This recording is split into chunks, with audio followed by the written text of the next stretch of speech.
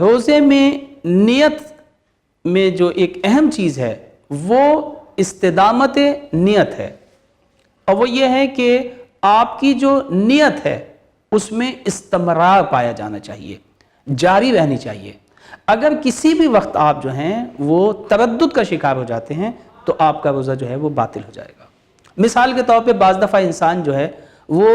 یہ سوچتا ہے یا کرتا ہے کہ بس اب مجھے جو ہے روزہ ختم کرنا ہے، اور وہ مثال کے طور پہ کسی بھی چیز کے کھانے کے لیے کچن کی طرف بڑھتا ہے اور پھر بعد میں پلٹ آتا ہے، تو ایسے شخص کا جو ہے روزہ وہ باطل ہے ماہ مبارک رمضان کا۔ اسی طرح سے مثال کے طور پہ یا یہ کہ تردد کا شکار ہے کہ وہ روزے کو آخر تک پہنچائے یا نہ پہنچائے، تو اگر تردد کا بھی شکار ہوگا تو ایسی صورت میں جو ہے وہ اس کا روزہ جو ہے وہ باطل ہو جائے گا۔ لیکن مثال کے طور پہ ماہ مبارک رمضان کی اگر قضا کی ہو، قضا کا روزہ ہو، یا کوئی اور روزہ ہو جو کہ واجب غیر معین ہے، تو ایسی صورت میں جو ہے وہ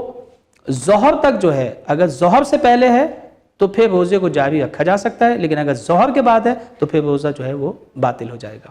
لیکن مستحب روزے میں جو ہے اس میں جو ہے وہ اس بات کی ضرورت نہیں ہے، بلکہ یہ کہ جو ہے وہ آپ تردد کے باوجود بھی جو ہے وہ اپنے روزے کو جاری رکھ سکتے ہیں اور روزے کو مکمل کر سکتے ہیں، اور آپ کا روزہ صحیح ہوگا۔ تو استدام نیت کا جو